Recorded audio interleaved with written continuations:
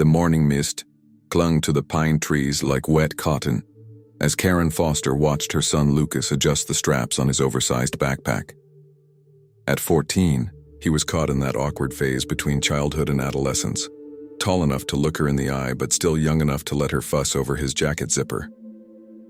"Mom, I'm fine," Lucas said, rolling his eyes with practiced teenage exasperation. His sandy brown hair fell across his forehead, partially obscuring the constellation of freckles that had multiplied over the summer. "It's just 2 weeks. People survive without their mothers for 2 weeks." Karen smiled despite the knot forming in her stomach. I know. I just want to make sure you have everything." She glanced at the camp counselor checking names off a clipboard near the yellow school bus. Rows of excited teenagers were already boarding, their voices creating a chaotic symphony of anticipation. "Got my phone?" Lucas patted his cargo shorts pocket, where the small flip phone made a rectangular bulge. Karen had insisted he bring it, even though cell service in the Green Mountain wilderness was notoriously unreliable. It was a Sony Ericsson model.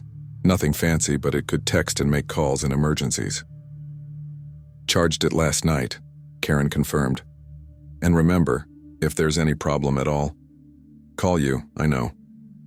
Lucas softened slightly, seeing the genuine worry in his mother's eyes. "Hey, it's going to be awesome. Jeremy's coming too, and they have this new archery program. Plus, Mr. Hendricks said we're doing a 3-day wilderness survival trek. It's going to be epic." Karen knew Jeremy Patterson, Lucas's best friend since elementary school. The two boys had been inseparable since discovering their shared obsession with online gaming. They spent hours on multiplayer games, connected through headsets, strategizing and laughing at jokes only they understood. At least Lucas wouldn't be completely alone. "Just be careful on that trek," Karen said, pulling him into a quick hug before he could protest. "And don't forget to actually sleep instead of staying up all night telling ghost stories." "No promises." Lucas grinned, that familiar mischievous spark lighting up his hazel eyes. He shouldered his backpack and jogged toward the bus, turning once to wave before disappearing into the crowd of campers. Karen stood in the parking lot long after the bus pulled away, watching until the yellow rectangle disappeared around the bend of Route 7. The July sun was climbing higher, burning off the morning mist, and she told herself the uneasy feeling in her chest was just normal maternal worry. Every parent felt this way dropping their kid off at camp. She couldn't have known it would be the last time she'd see that wave for 9 years. July 19th, 2007. Day 5 of camp. The wilderness survival trek was supposed to be the highlight of the session. 22 teenagers, divided into groups of 4, each with a trained counselor, would spend 3 days learning primitive camping skills in a designated section of the Green Mountain National Forest. The area had been used for years. Marked trails, established camping zones, emergency protocols firmly in place. Lucas's group consisted of himself, Jeremy, a quiet girl named Sarah from Connecticut, and their counselor, Mike Chen, a 24-year-old forestry student who'd worked at the camp for 3 summers. Mike had the easy confidence of someone who'd grown up hiking these mountains, who knew the difference between edible and poisonous berries, who could read weather patterns and cloud formations. "All right, team," Mike said as they gathered around the trail map on the morning of July 19th. "Today we're heading to Eagle Ridge campsite. It's about 6 miles from here, mostly moderate terrain with one steep climb near the end. We'll practice fire starting without matches and learn proper food storage to avoid bear encounters." "Are there actually bears?" Sarah asked nervously, adjusting her wire-rimmed glasses. "Black bears mostly," Mike replied, "but they're more afraid of you than you are of them. Just make noise on the trail, don't leave food out, and you'll be fine." Lucas and Jeremy exchanged excited glances. This was exactly the kind of adventure they'd been hoping for, real wilderness experience, not just supervised swimming and arts and crafts sessions. The morning hike went smoothly. The group maintained good pace, stopping occasionally for Mike to point out animal tracks or interesting plant species. Lucas took photos with his phone, even though the screen showed no service in the corner. He'd upload them when they got back to civilization. Around noon, they stopped for lunch near a stream. The water ran clear and cold over smooth stones, creating a peaceful soundtrack as they ate sandwiches and trail mix. Lucas noticed Jeremy had been quieter than usual, staring at his own phone with a frown. "Still no signal?" Lucas asked. "Nah," Jeremy replied. "Was supposed to text Ashley before we left range. She's gonna think I'm ignoring her." Ashley Chen was Jeremy's girlfriend from school, and he'd been worried about maintaining the relationship over the summer. Lucas privately thought long-distance relationships at 14 were doomed, but he kept that opinion to himself. "She'll understand," Lucas said. "It's wilderness survival camp. Kind of the point is being off-grid." Jeremy nodded but didn't look convinced. He pocketed his phone and finished his sandwich in silence. At 2:30 p.m. they reached the steep section Mike had mentioned. The trail switched back and forth up a rocky incline, requiring careful footing and occasional use of hands to steady balance. Sarah was struggling with the climb. Her breathing labored in the humid afternoon heat. "Take your time," Mike encouraged. "We're not racing anyone. Lucas, Jeremy, you guys want to scout ahead about 50 yards? Wait at the top where the trail levels out." Lucas welcomed the chance to move at his own pace. He and Jeremy pushed ahead, their younger legs making quick work of the climb. At the summit, the trail did indeed level out, entering a dense grove of white pines. The canopy created cool shadows, a relief after the exposed climb. "Check this out," Jeremy said, pointing to a barely visible side path branching off into deeper woods. "Think that leads anywhere?" Lucas studied the faint trail. It wasn't marked on their map, but countless deer paths crisscrossed these mountains. "Probably just animal traffic. We should wait here," like Mike said. They settled on a fallen log, drinking water and enjoying the breeze. 5 minutes passed. Then 10. Lucas started to feel uneasy. "They should have caught up by now," he said. Jeremy frowned. Sarah was moving pretty slow. "Maybe give them a few more minutes?" 15 minutes. 20. Lucas stood up, walking back to the edge of the steep section. He could see the switchback trail below, but no sign of Mike, Sarah, or any movement. "Mike!" Lucas called. His voice echoed through the trees. "Mike!" No response. "That's weird," Jeremy said, joining him. Even if Sarah needed a break, Mike would have answered. Lucas pulled out his phone. Still no service. He felt the first real flutter of concern in his chest. This wasn't part of the plan. Counselors didn't just disappear. "Maybe they took a different path?" Jeremy suggested, though his voice betrayed his own doubt.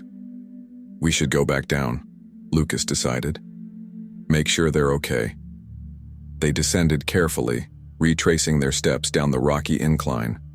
At the bottom, where the trail met the steeper section, they found Mike's red backpack leaning against a tree. But no Mike. No Sarah. "This doesn't make sense," Lucas said, a cold knot forming in his stomach. Why would he leave his pack?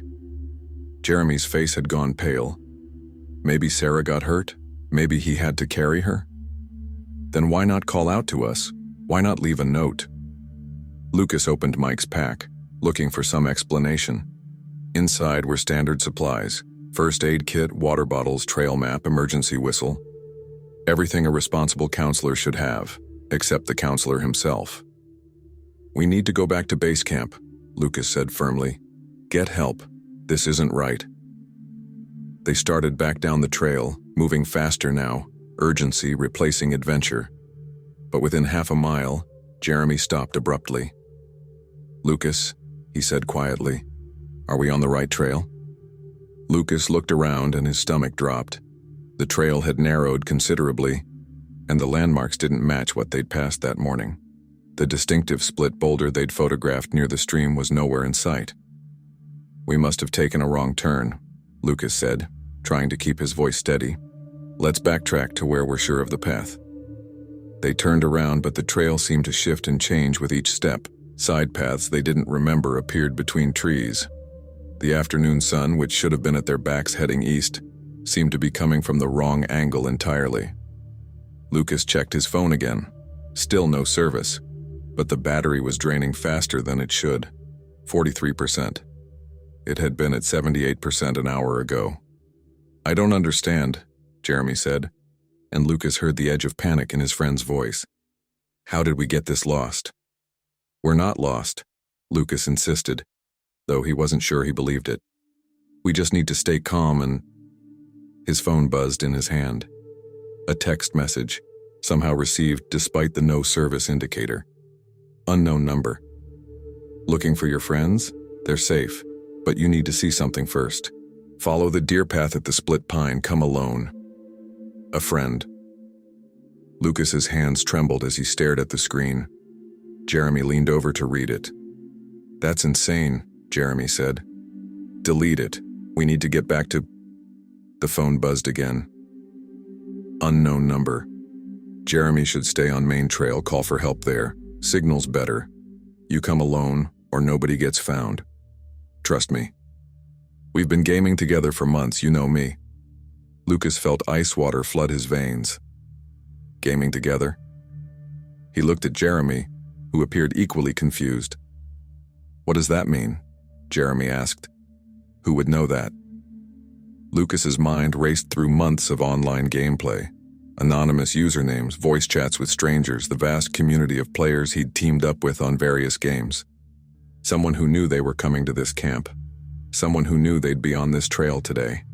Someone who had made Mike and Sarah disappear. This is wrong, Lucas whispered. We need to stay together and... A third buzz. Unknown. Number. 10 minutes deer path alone. Or I leave them here and nobody ever finds them. Your choice, Lucas Foster. His full name. This person knew exactly who he was.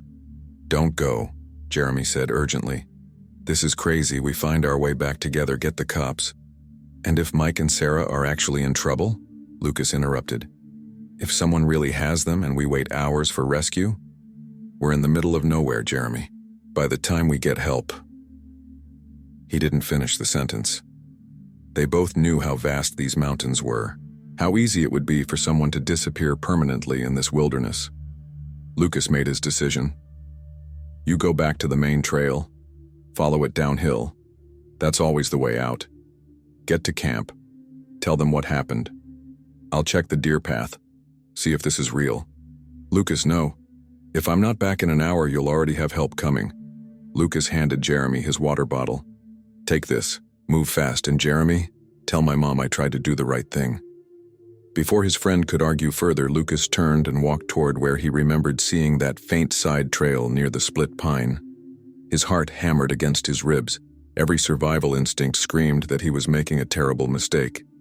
But the text had known his full name, had known about their gaming, had known exactly where they were. Someone had been watching them, planning this. And now Lucas was walking directly into their trap. Behind him, he heard Jeremy calling his name, but Lucas didn't turn around. He entered the shadows of the deeper forest, where the deer path wound between ancient trees. The last thing Karen Foster's son saw before the forest swallowed him whole was a figure in a dark hoodie, standing perfectly still between two oaks, holding up a phone with a screen that glowed an eerie blue in the shadowed woods. Then, everything went dark. July 19th, 2007, 6:47 p.m., Green Mountain Summer Camp Base. Jeremy Patterson burst into the camp director's office, his face flushed crimson from running the entire 6 miles back. Sweat soaked through his shirt and his legs trembled with exhaustion. Camp director Patricia Holloway looked up from her desk, startled by the sudden intrusion. Jeremy? What's... Lucas is gone, Jeremy gasped, doubling over to catch his breath. Mike and Sarah too. There were texts. We got separated and... Patricia was already on her feet reaching for the emergency radio. Slow down. Start from the beginning. Where's your counselor? Between ragged breaths, Jeremy explained everything.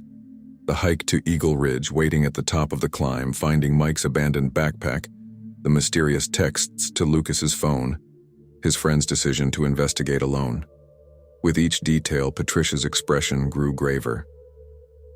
You're saying Lucas went into the woods alone to meet someone who contacted him by text? Patricia's voice was sharp with controlled alarm. How long ago? Jeremy checked his watch. 2 hours, maybe more. I ran as fast as I could, but I got turned around twice trying to find the main trail. Patricia grabbed the radio, her fingers steady despite the crisis. All units, this is base. We have a code red situation. 3 campers and 1 counselor missing on the Eagle Ridge Trail. Mobilize search teams immediately. I repeat, code red. Within minutes, the camp transformed into a command center. Counselors organized search parties. Maps were spread across tables. The local ranger station was contacted and Vermont State Police were notified. Patricia pulled Jeremy aside to a quieter corner of the office. I need you to tell me everything about these texts, she said, her tone gentler now. Did Lucas know this person? The text said they'd been gaming together for months, Jeremy replied, his voice cracking with guilt. But we play with tons of people online. Random usernames, you know. Could have been anyone. Did Lucas ever mention meeting someone online? Planning to meet them in person? No, never. Lucas wasn't stupid. He knew better than that. Jeremy's eyes filled with tears. But the text said Mike and Sarah were in danger. What was he supposed to do? Patricia squeezed his shoulder. You did the right thing getting back here. Now we can actually help them. But even as she said it, both of them knew the terrible truth. In 2 hours, Lucas could have traveled miles in any direction. The Green Mountain wilderness covered hundreds of square miles of dense forest, rocky terrain, and hidden valleys. Finding one 14-year-old boy would be like finding a specific grain of sand on a beach. July 19th, 2007, 11:33 p.m. Karen Foster's phone rang at 11:33 p.m., jolting her awake from uneasy sleep. She'd been dreaming about Lucas as a toddler, learning to walk, falling, and getting back up with determined little grunts. The caller ID showed a Vermont area code she didn't recognize. Hello? Her voice was thick with sleep. Mrs. Foster? This is Patricia Holloway, director of Green Mountain Summer Camp. I'm calling about Lucas. Karen was fully awake now, every nerve ending suddenly on high alert. What happened? Is he hurt? Mrs. Foster, I need you to stay calm. Lucas went missing this afternoon during a wilderness trek. We have search teams deployed, and the state police are coordinating efforts, but I wanted you to hear this directly from me rather than from news reports. The world tilted sideways. Karen gripped the phone so hard her knuckles went white. Missing? What do you mean missing? Patricia explained the situation with professional efficiency. The separated group, Mike's abandoned backpack, the texts to Lucas's phone, his decision to investigate alone. With each sentence, Karen felt herself fragmenting into pieces. You let a 14-year-old go into the woods alone? Her voice rose to a shout. How could you let this happen? Mrs. Foster, I understand you're upset. Upset?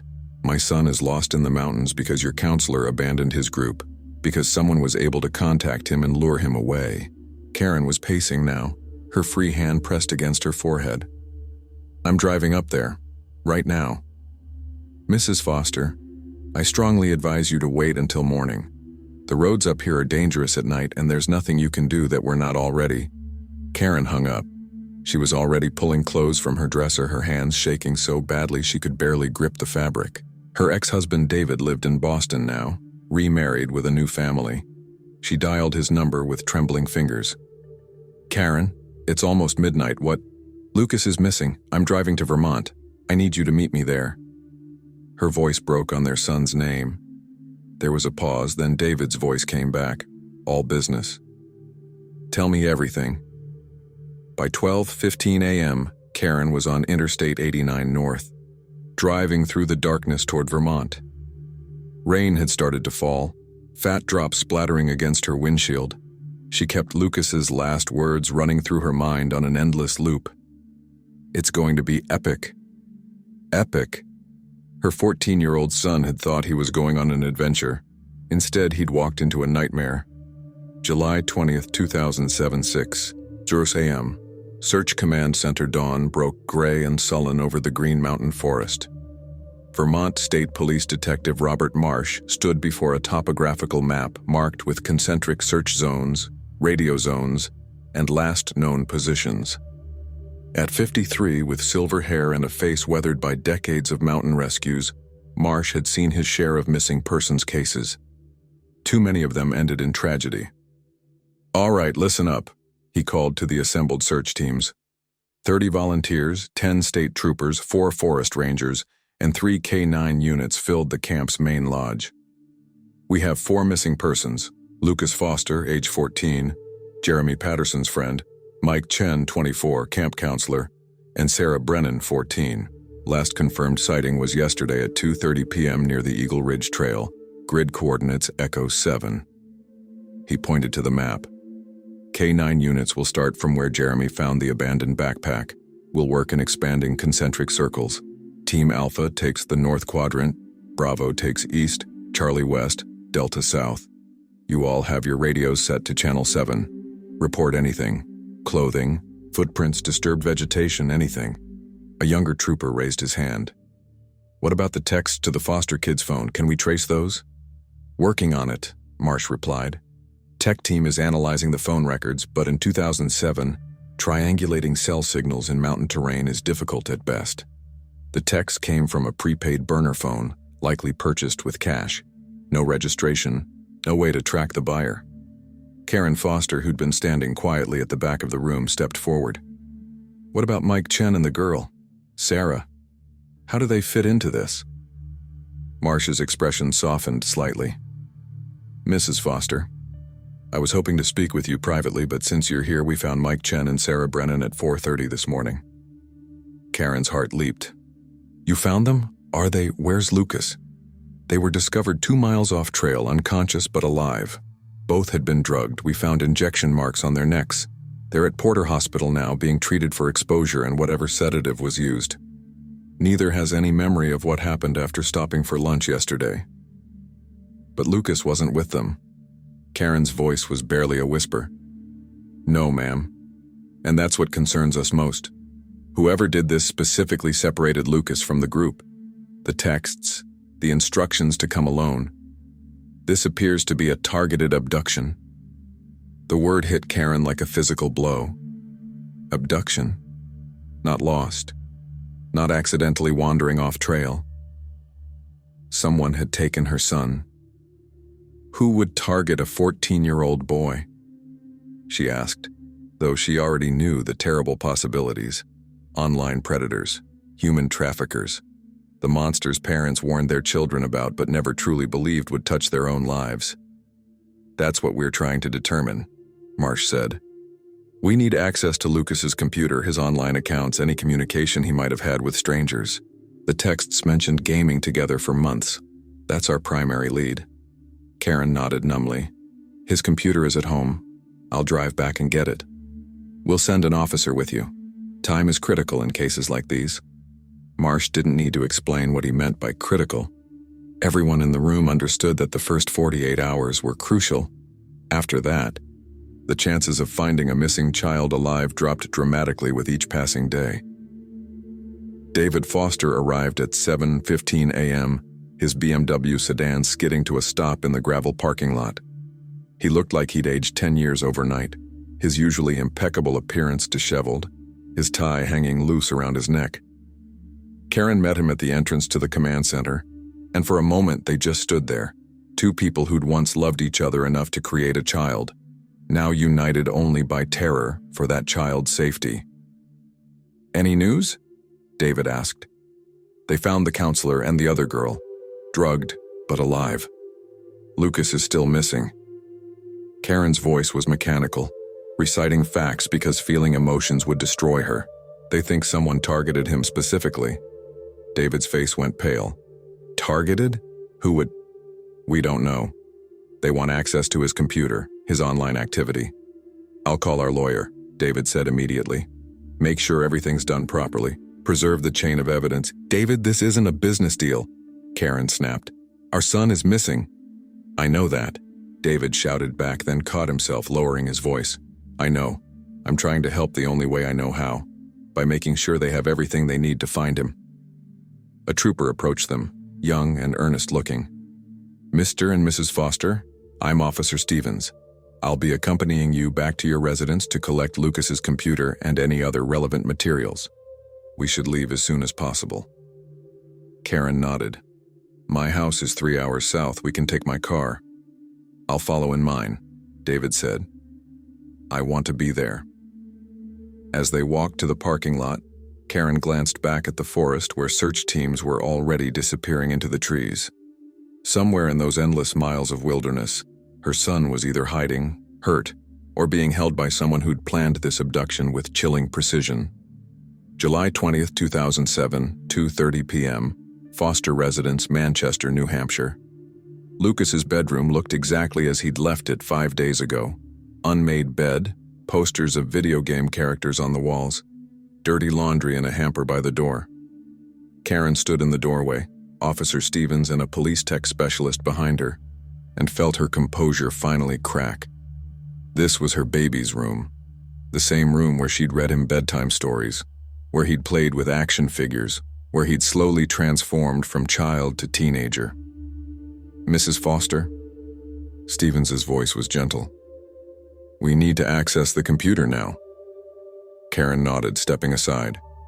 The tech specialist, a woman in her 30s named Detective Lisa Park, moved efficiently to Lucas's desk where his desktop computer sat silent. She powered it on and the machine hummed to life, displaying a login screen with Lucas's username. Lucas, the Knight 14. Do you know his password? Park asked. Karen shook her head. He never told me. Privacy, you know. Park pulled out a USB drive. That's okay. We have tools for this. Within minutes, she'd bypassed the password and was navigating through Lucas's files. Email accounts, web browser history, instant messaging logs, game accounts. 14 years of digital life spread across folders and applications. Here's his main gaming platform, Park said, opening a program called Game Connect. It was a service that allowed players to find matches, chat, and organize multiplayer sessions. Lucas's profile showed he'd been active almost daily, with hundreds of friends and contacts.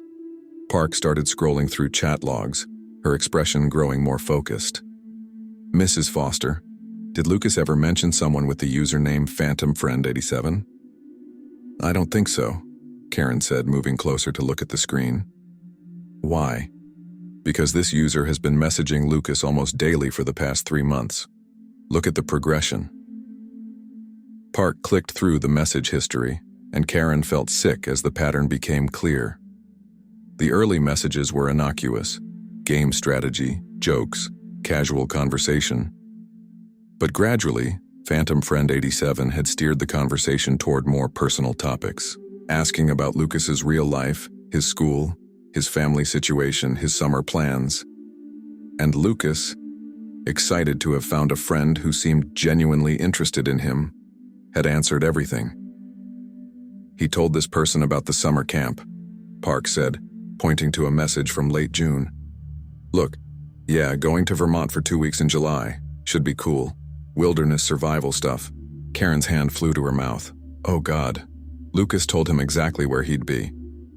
Park continued scrolling and the messages grew more disturbing. Phantom Friend 87 had sent Lucas links to websites, asked him to download certain programs, slowly built a relationship of trust. And then 3 days before Lucas left for camp, a final message. Phantom Friend 87.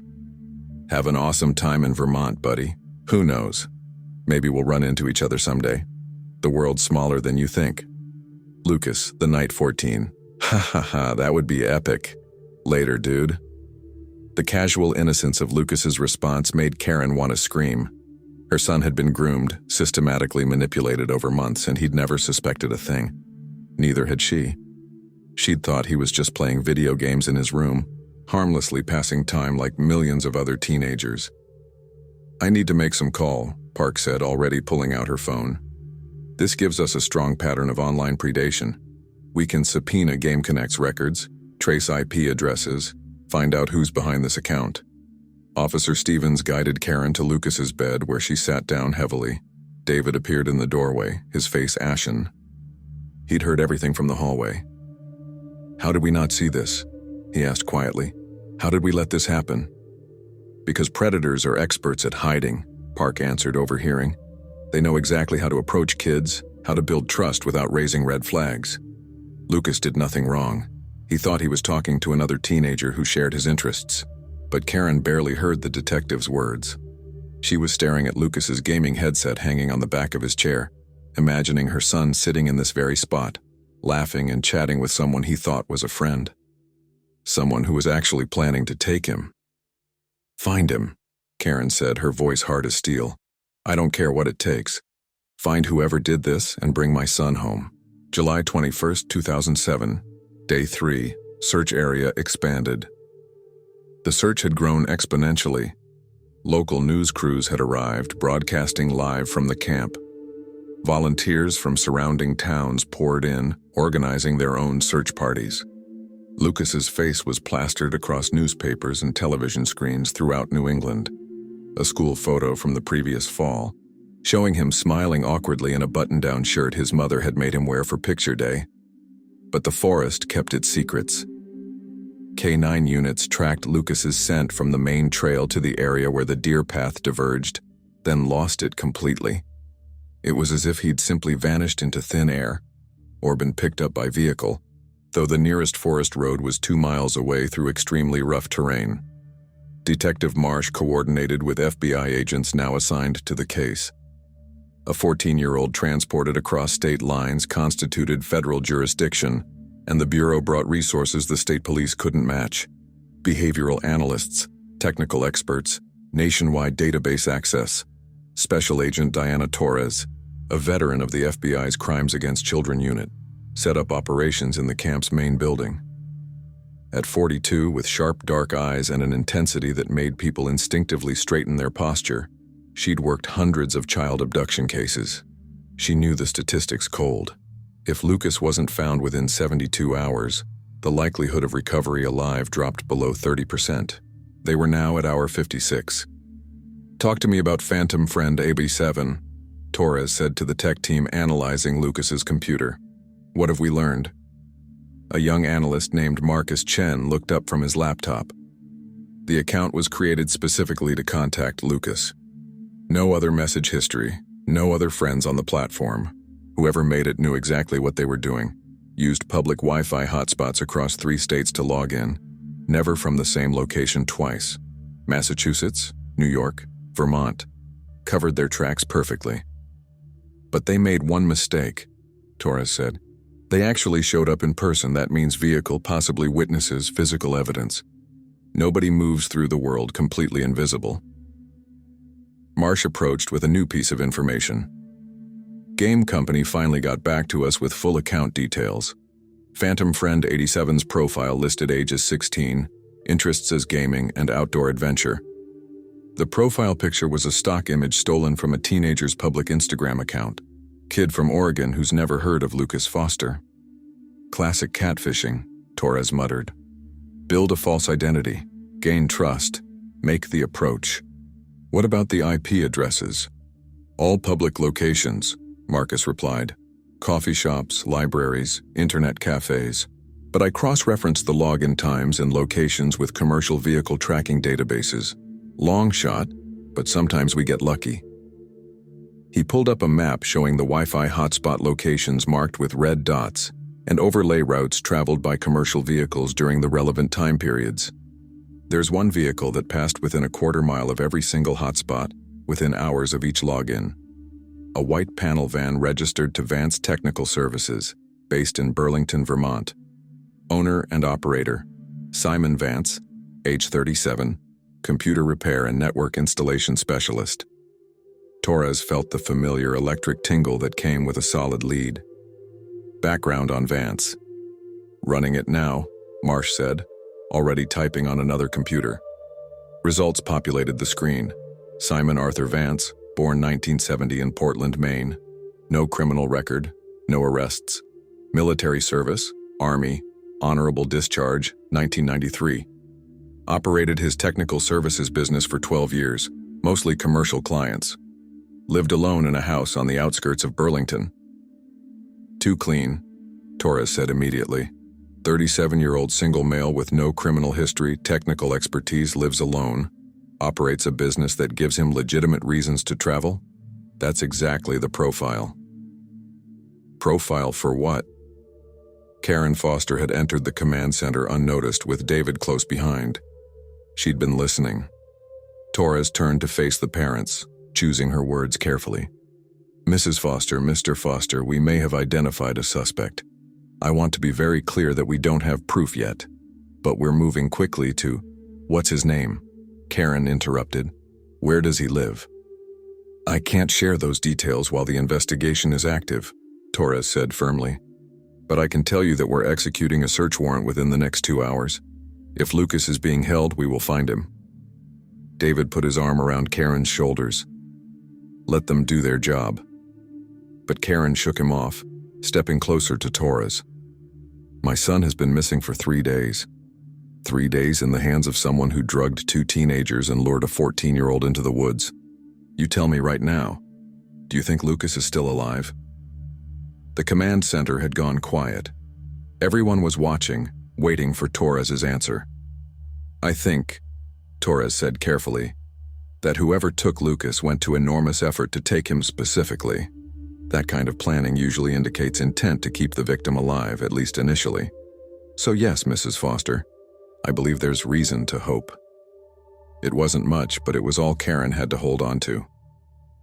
July 21st, 2007, 4:47 p.m., Vance residence, Burlington, Vermont. The house sat at the end of a gravel road, surrounded by trees that provided natural privacy. Simon Vance's white panel van was parked in the driveway, company logo visible on the side. Vance Technical Services, Network Solutions for Business, FBI tactical team surrounded the property, rifles ready, vests marked with bold yellow letters. Torres stood behind the command vehicle with Marsh, watching through binoculars as the entry team approached the front door. FBI, search warrant, open the door. No response. The team waited the required interval, then used a battering ram. The door splintered inward, and agents flooded into the house shouting commands. Clear? Clear! Basement door, locked from outside. Torres felt her pulse spike. Locked from outside. That meant something, or someone, was being kept in. Breach it, she ordered over the radio. The sound of splintering wood echoed through the communications channel, followed by footsteps descending stairs. Torres held her breath, counting seconds. Then a voice, shocked and urgent. Agent Torres, you need to see this. We've got computer equipment down here, sophisticated setup, but no Lucas Foster. The basement's empty. Torres felt her stomach drop. They'd been so sure. The evidence had pointed so clearly to— Wait, the voice continued. There's food wrappers, a camping mattress, zip ties. Someone was definitely held here. Recently. And there's something else. A calendar on the wall, dates marked through today. He knew we were coming. Torres cursed under her breath. Vance had moved Lucas. The question was where and how much of a head start he had. Inside the house, agents were finding more evidence. The burner phone used to send texts to Lucas, detailed files on the boy downloaded from his social media accounts, maps of the Green Mountain National Forest with specific trails marked. This was absolutely their suspect. But Simon Vance and Lucas Foster were both gone. Issue an APB for the van, Torres ordered. Every state from here to the Canadian border. Alert Border Patrol. Check traffic cameras on every major route. He's got maybe 4 hours head start maximum. As law enforcement mobilized for a multi-state manhunt, Torres thought about Karen Foster's question. Do you think Lucas is still alive? The answer was more complicated now. Vance had planned this abduction meticulously, groomed Lucas for months, held him in a prepared location. That level of organization suggested a long-term goal, not a quick disposal. But now, with police closing in, Vance had become unpredictable. And unpredictable predators were the most dangerous kind. Somewhere on the roads of New England, a white panel van was driving toward an unknown destination, carrying a 14-year-old boy and the man who'd stolen him. And the clock was still ticking. July 21st, 2007, 9:15 p.m. Interstate 89. North, the APB went out across 6 states within an hour of discovering the empty basement. Every state trooper, local police department, and border patrol agent from Vermont to Quebec received the same information. White panel van, Vermont plates, driver Simon Arthur Vance, victim Lucas Foster, consider armed and dangerous. But Simon Vance hadn't survived 12 years operating in the shadows by being careless. At a rest stop 40 miles from his Burlington home, he'd already switched the panel van's license plates with ones stolen from a similar vehicle 3 weeks earlier. He'd purchased a magnetic sign from a print shop, cash transaction, fake name, that now covered his company logo with generic text reading Morrison Plumbing Services. The van that police were searching for no longer existed, at least not visibly. In the back of the van, behind a false panel Vance had installed months ago, Lucas Foster lay on a thin camping mattress, zip-tied and sedated. Not unconscious. Vance needed him compliant but awake. Just dulled enough to prevent panic or resistance. The boy's eyes were half open, glassy with confusion and fear. "Almost there, buddy," Vance said softly, glancing in the rearview mirror at the concealed compartment. "Just a little further and we'll be safe. You'll understand eventually. I'm not the bad guy here." Lucas tried to speak, but his tongue felt thick and uncooperative. The world swam in and out of focus. He remembered fragments, following the deer path, seeing the figure in the hoodie, then a sharp pain in his neck and darkness swallowing everything. When he'd woken, he was in a basement room with concrete walls and a single barred window near the ceiling. Days had passed. He didn't know how many. Vance had brought food, water spoken to him in that same gentle voice that now made Lucas's skin crawl. "I've been planning this for so long," Vance had told him during one of those basement visits. "We're going to build something amazing together, Lucas. You have no idea how talented you are with computers. I've been watching your progress, your coding experiments, your potential. The world doesn't appreciate people like us, but together we can do incredible things." Lucas had realized with horror that Phantom Friend A7 wasn't some teenager who'd catfished him. It was this man, this adult who'd spent months grooming him, learning his patterns, manipulating him into the perfect trap. Now the van was moving again, and Lucas could hear police sirens in the distance, growing fainter. They were getting away. July 22, 2007, 2:33 a.m. FBI Command Center Agent Torres hadn't slept in 36 hours. Coffee and adrenaline kept her moving, kept her sharp, but she knew she'd crash soon. The command center buzzed with activity even at this late hour. Analysts reviewing traffic camera footage, agents coordinating with Canadian Border Patrol, tech specialists tracking Vance's digital footprint.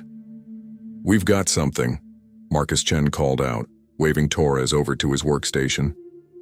Vance's bank account shows a cash withdrawal of $8,000 2 weeks ago. Large enough to survive off-grid for months, small enough not to trigger automatic federal reporting. "He was preparing to run," Torres said. This wasn't panic. He had an escape plan ready. "There's more," Marcus continued, pulling up another screen. "I've been going through Vance's business records. Officially, he does commercial network installation. But buried in his invoices, I found something interesting. He did work for a property management company in Quebec last year. They oversee vacation rentals across eastern Canada." Torres felt that electric tingle again. He'd know about empty properties, remote locations, places where he could hide. "Exactly. I'm cross-referencing the management company's rental listings with properties currently vacant. There are 43 possibles within a 6-hour drive of Burlington. Narrow it by isolation factor," Torres ordered. "He needs somewhere truly remote. No neighbors, poor cell coverage. And check rental histories. Has he ever stayed at any of these properties before? Maybe he's been scouting locations." As Marcus worked, Detective Marsh approached with Karen and David Foster. The parents looked hollowed out, running on nothing but desperate hope. "Agent Torres," Karen said, her voice hoarse. "They said you might have a lead. Please tell me you're close to finding him." Torres gestured to the map on the screen. "We believe Vance crossed into Canada hours ago. He's familiar with properties in Quebec, and we're systematically checking every possible location. Mrs. Foster, I need to be honest with you. This could take time. But we have assets across the border cooperating fully. We will find your son. How can he just disappear like this?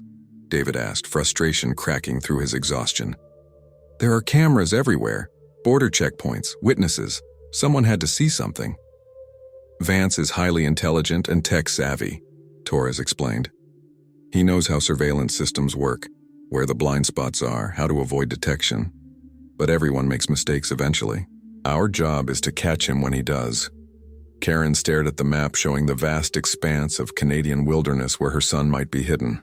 43 properties, thousands of square miles, an intelligent predator who'd been planning for months.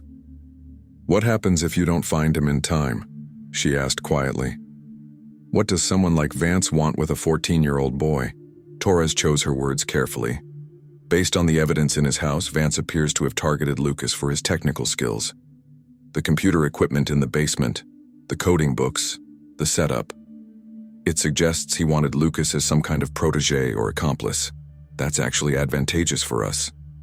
How is that advantageous? David demanded. Because it means he needs Lucas functional and cooperative. He's invested too much time in planning to cause immediate harm. That gives us a window to find them. What Torres didn't say was that functional and cooperative could mean years of psychological manipulation, isolation, and abuse. That window wouldn't stay open forever. July 23, 2007, Day 5, Public Appeal. The press conference was held on the steps of the Vermont State House. Karen Foster stood at a podium bristling with microphones, news cameras capturing every tremor in her voice, every tear that she fought to hold back. Agent Torres stood beside her, along with Detective Marsh and representatives from the FBI's Missing Children Division. My son Lucas is 14 years old, Karen began, reading from a prepared statement because looking at the cameras without structure would shatter her completely. He loves video games, he's teaching himself to code, and he makes terrible jokes that he thinks are hilarious. 5 days ago, someone took him from me, someone who spent months gaining his trust online, who planned this abduction with calculated precision. She held up an enlarged photo of Lucas, not the school picture that had been circulating, but a candid shot from their backyard the week before camp.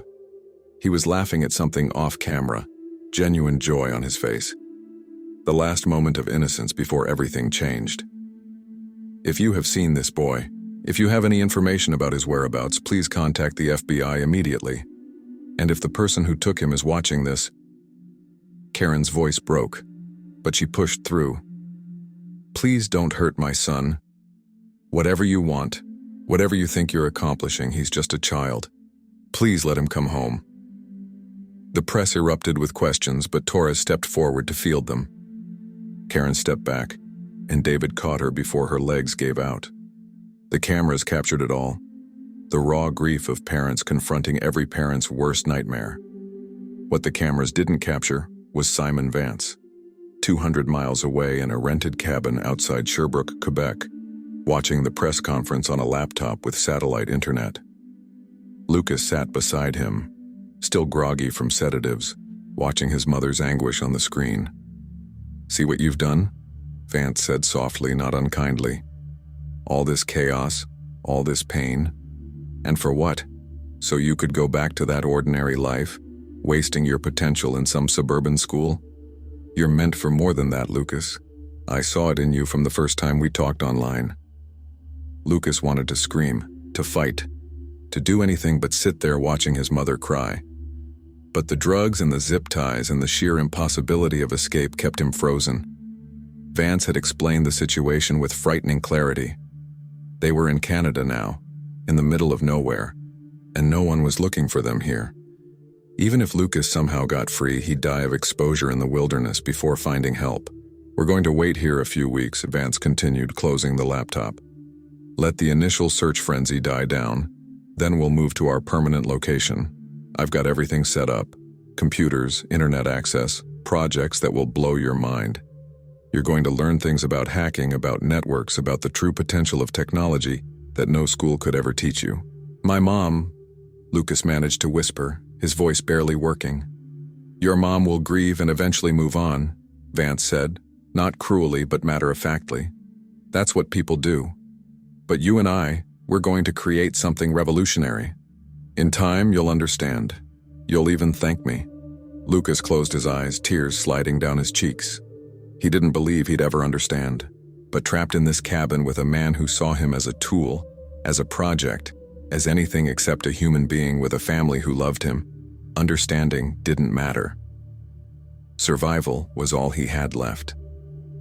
August 2007, 3 weeks after the abduction.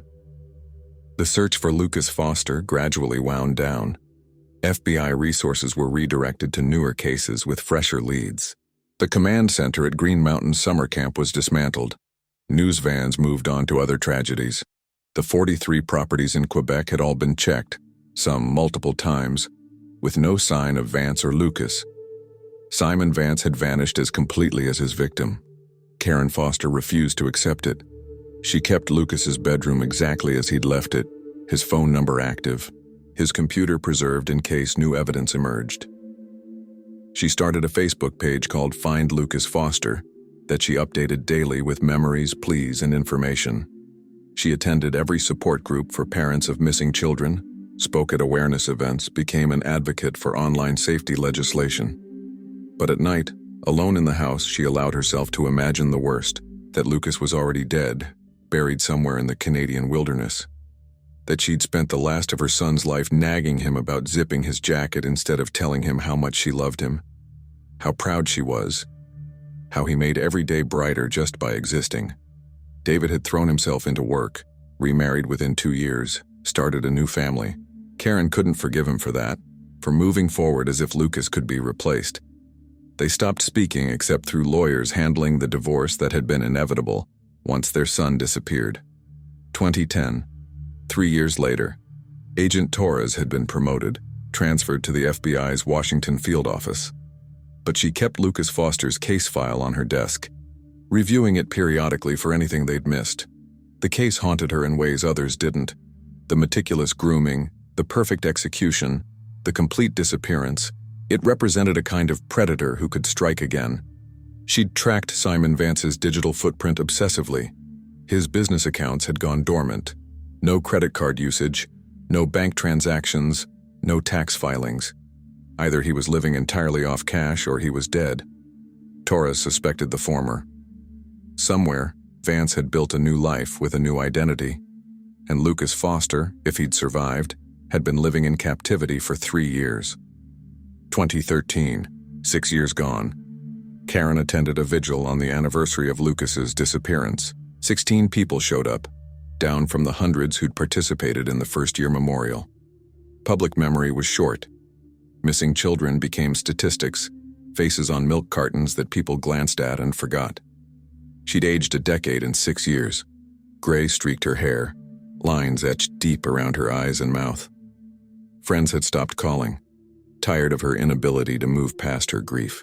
Her sister had gently suggested therapy, antidepressants, learning to let go. But how did you let go of your child? How did you accept that somewhere in the world your son might be alive, might be suffering, might be calling for you, and you couldn't reach him? 2016, 9 years Lucas Foster would be 23 years old now. Karen had imagined it 1,000 times. What he'd look like as an adult, whether he'd have gone to college, what career he might have chosen. In her mind, he was frozen at 14, that last morning at the bus, waving goodbye with his backpack and his terrible jokes and his whole life ahead of him. She still paid his cell phone bill every month. The old number had been transferred to a new smartphone years ago when the flip phone became obsolete, then connected to an iCloud account when she'd digitized all his old photos. It was stupid, she knew, throwing money away on a ghost. But it was the one tangible connection she had left. Karen was at work on March 15, 2016, when her own phone buzzed with a notification she'd never expected to see. Lucas Foster's iPhone has been activated and is online. She stared at the screen, convinced she was hallucinating. The Find My iPhone app showed a location pin dropping in real time: Sherbrooke, Quebec. The device was active, connected to Wi-Fi, transmitting its location. Karen's hands shook so badly she could barely dial Agent Torres's number. It rang 4 times before going to voicemail.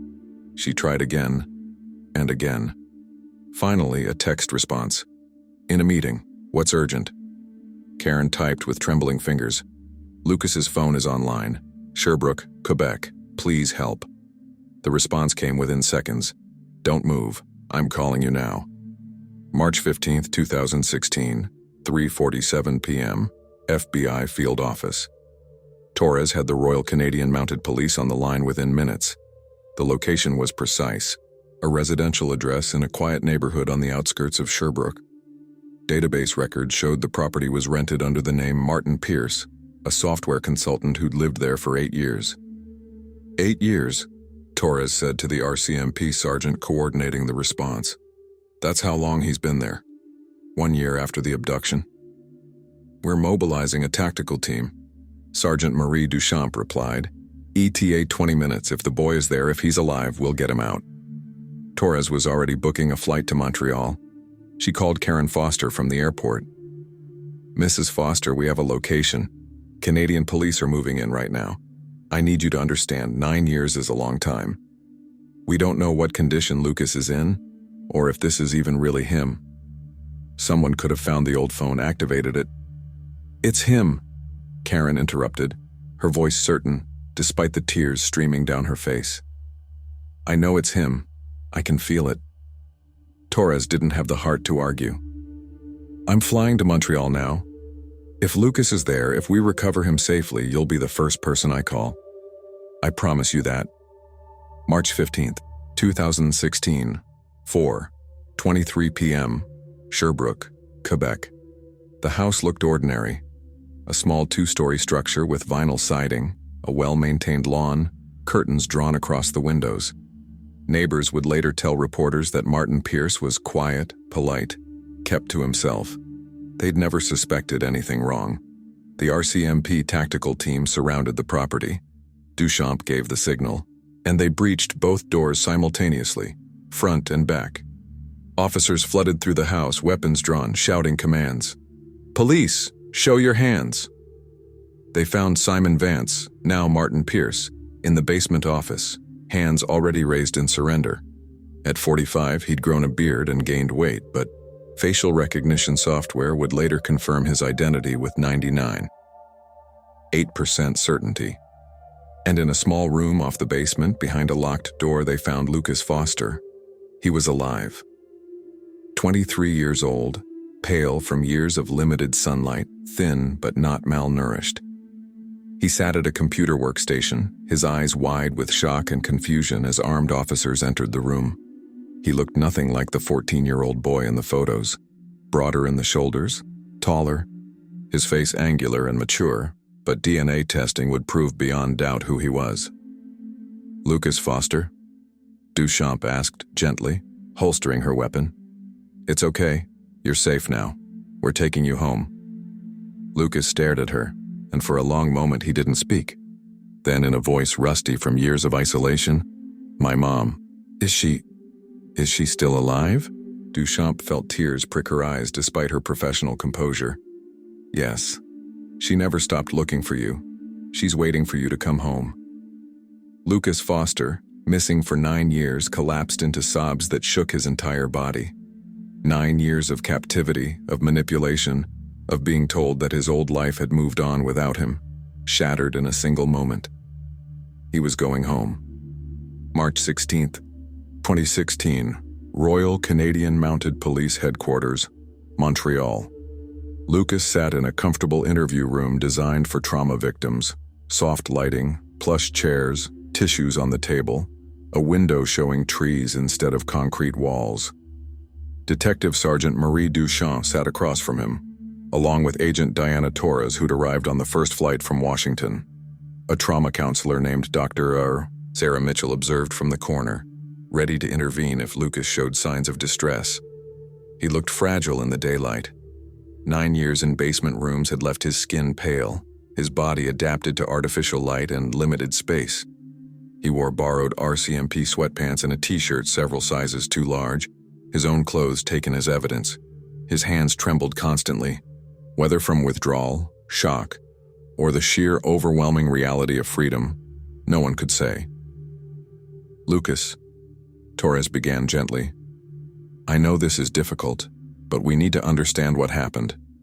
You're safe now. Simon Vance is in custody and will never hurt you or anyone else again. But we need your help to build the case against him." Lucas nodded, staring at his hands. "How long was I gone?" 9 years, 2 months, and 1 day, Torres said. "I thought maybe 7, 8 years, lost track after a while." His voice was soft, careful, as if he'd forgotten how to speak at normal volume. He told me everyone had moved on, that my mom had another family, that no one was looking anymore. Was that true? "No," Torres said firmly. "Your mother never stopped searching. She kept your phone active all these years, hoping. That's why we found you, because you activated a device connected to your old account." Lucas's eyes widened. "The iPhone? I didn't know it would. I just wanted to see if the internet still worked the same way, if I could remember my old passwords." He looked at Torres with sudden fear. "Did I mess everything up? The activation? Will that affect the case?" "You saved yourself," Torres said. "That activation led us directly to you. Lucas, can you tell us what happened that day in Vermont? In the forest?" Lucas took a shaky breath. "Phantom Friend 87. I thought he was my friend, another gamer around my age. We talked for months about games, about life, everything. He seemed to understand me in ways my real-life friends didn't." He paused, shame coloring his face. "I was stupid." "You weren't stupid," Dr. Mitchell interjected from her corner. "You were a child being manipulated by an expert predator. That's not your fault." Lucas continued. "When I got those texts in the forest saying Mike and Sarah were in danger, I believed it because I trusted him.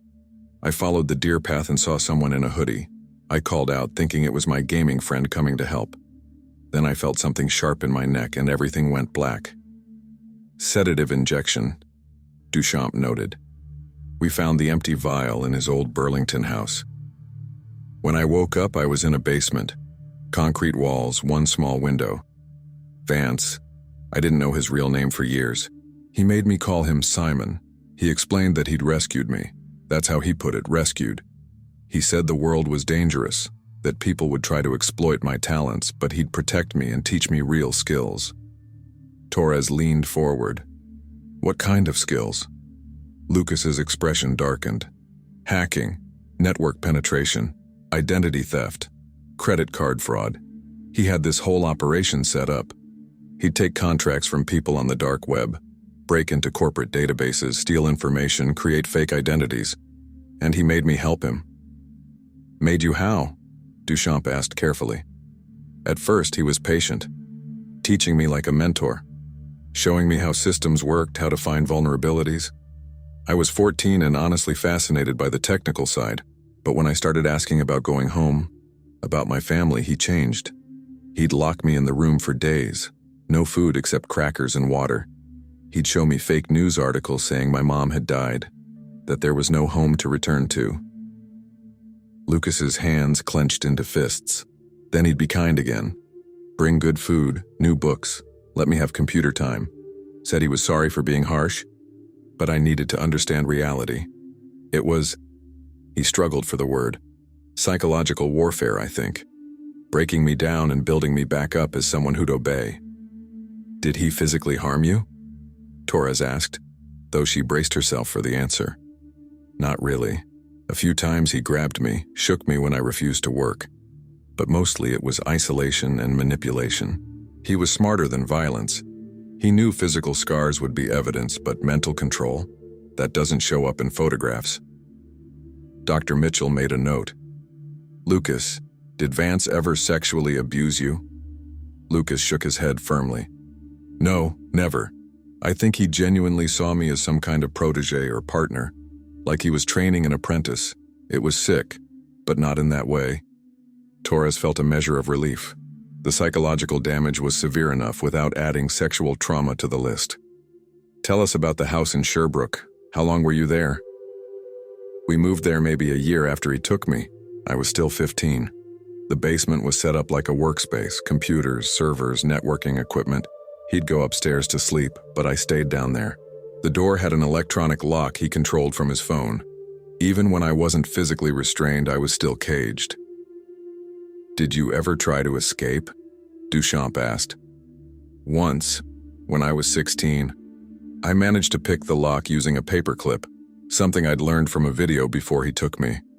Got upstairs, found the front door, but the neighborhood was empty at 3 a.m., and I didn't know where I was. Canada? Still Vermont? I ran for maybe 10 minutes before Vance caught me in his van." Lucas's voice went flat, recounting the memory. "He didn't punish me immediately, just drove me back, locked me in the room and left me there for 2 weeks. No light except what came under the door. Barely any food. When he finally let me out, he explained very calmly that if I tried again, he'd hurt someone. He'd find Jeremy or my mom and make them pay for my mistake. I believed him. I never tried again."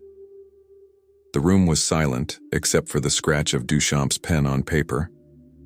Torres felt the familiar rage that came with these cases.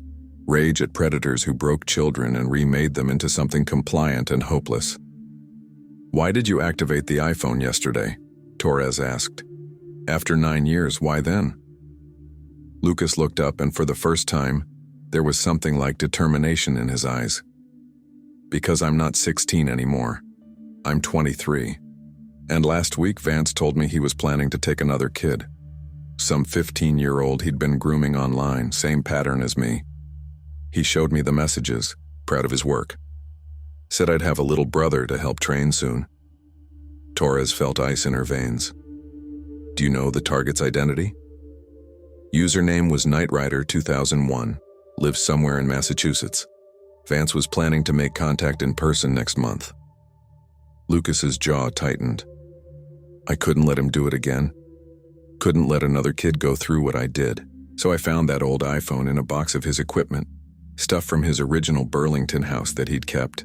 I charged it, turned it on, and hoped someone was still monitoring it. Hoped my mom had kept the account active like he said she wouldn't. "She did," Torres said softly. "She paid that bill every single month for 9 years." Lucas's composure finally cracked. Tears spilled down his cheeks. "I want to see her, please. I need to see my mom." Dr. Mitchell moved to Lucas's side, placing a gentle hand on his shoulder. "We'll arrange that, very soon. But Lucas, you need to understand. You've been through extreme trauma. Reintegration will be difficult. Your mother will be overjoyed, but the relationship will need time to rebuild. You're not the 14-year-old boy she remembers, and she's not exactly the same person either." "I don't care," Lucas said fiercely. "I just need her to know I never forgot her, that I tried to come home, that I'm sorry it took so long." Torres stood, signaling to Duchamp. "We have enough for now. Lucas, you're incredibly brave for telling us this, and the information about the other potential victim? You may have just saved that kid's life."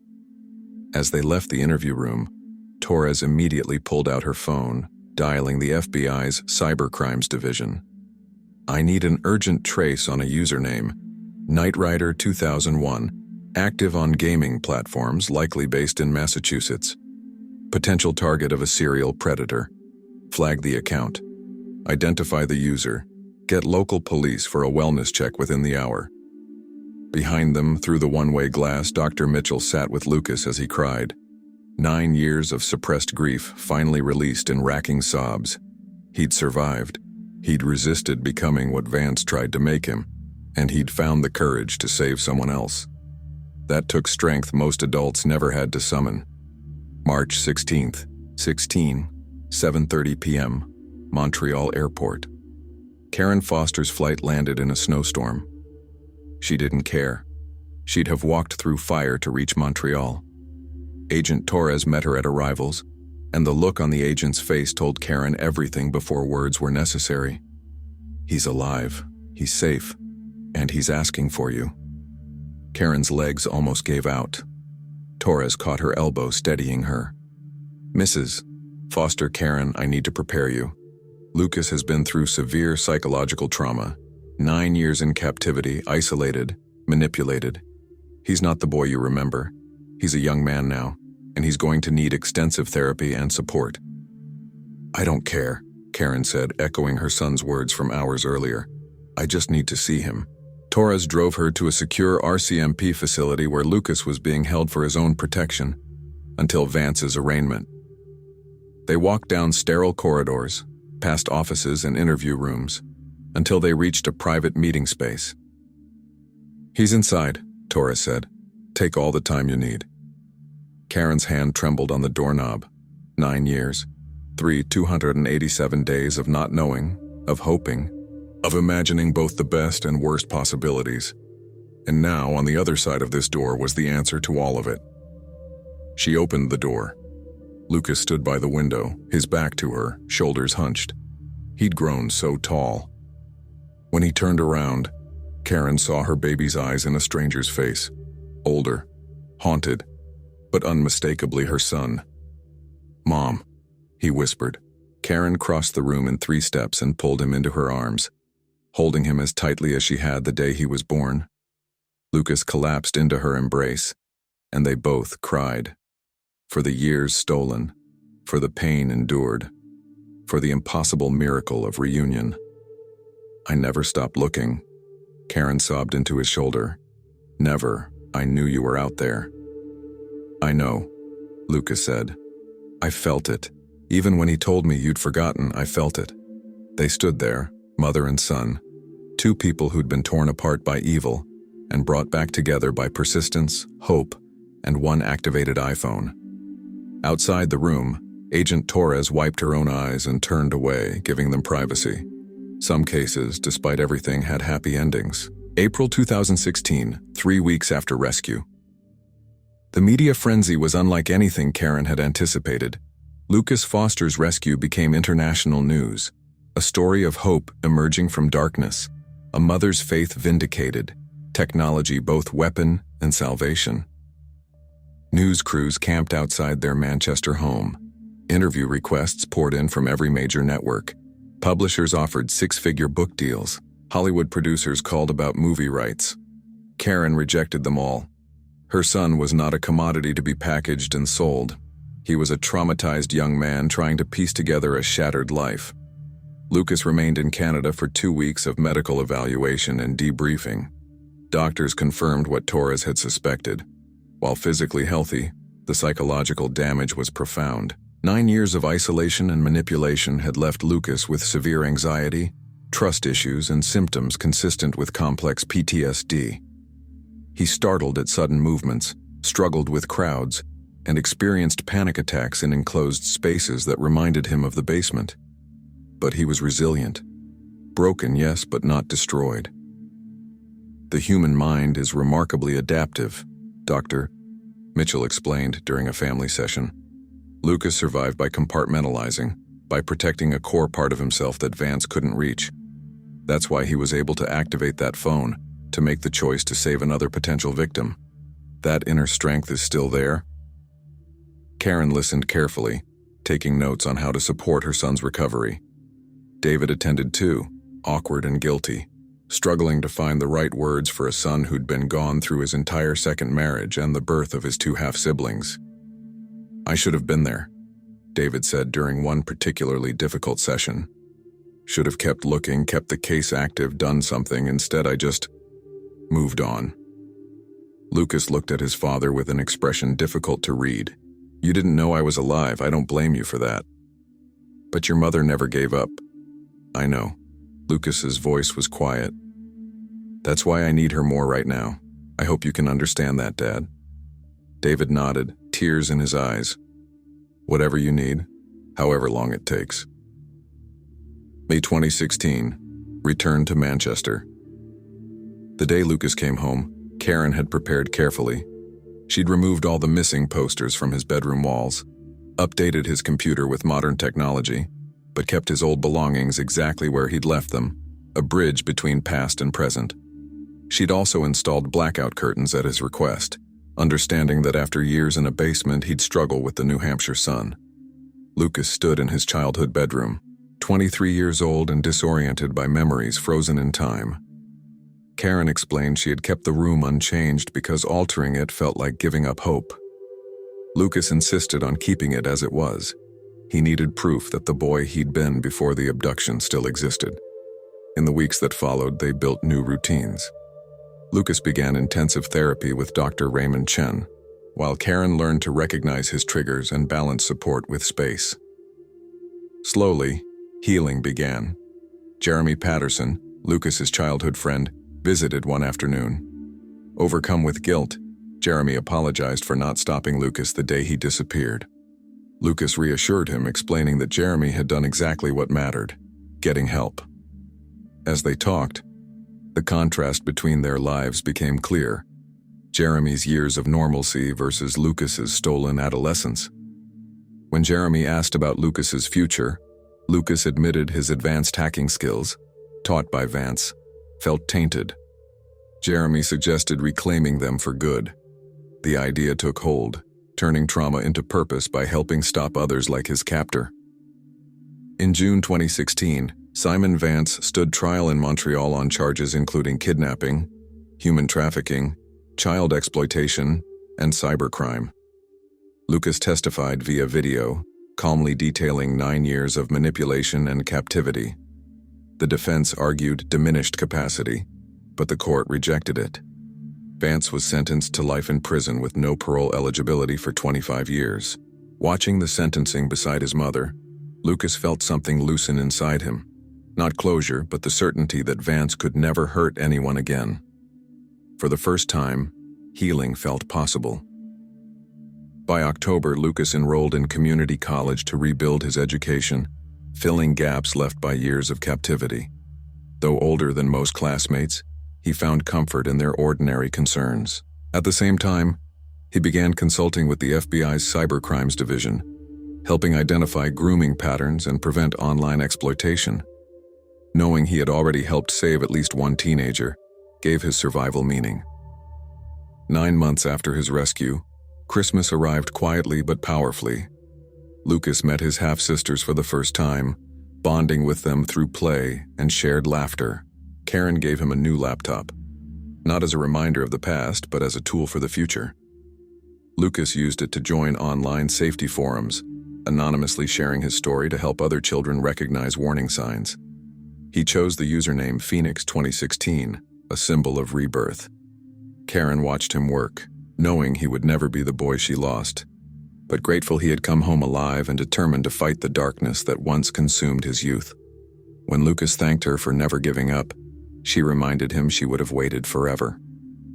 As snow fell over Manchester, the Foster family stood together again. Healing would take time and scars would remain, but for the first time in 9 years they had a future. And sometimes, that was enough.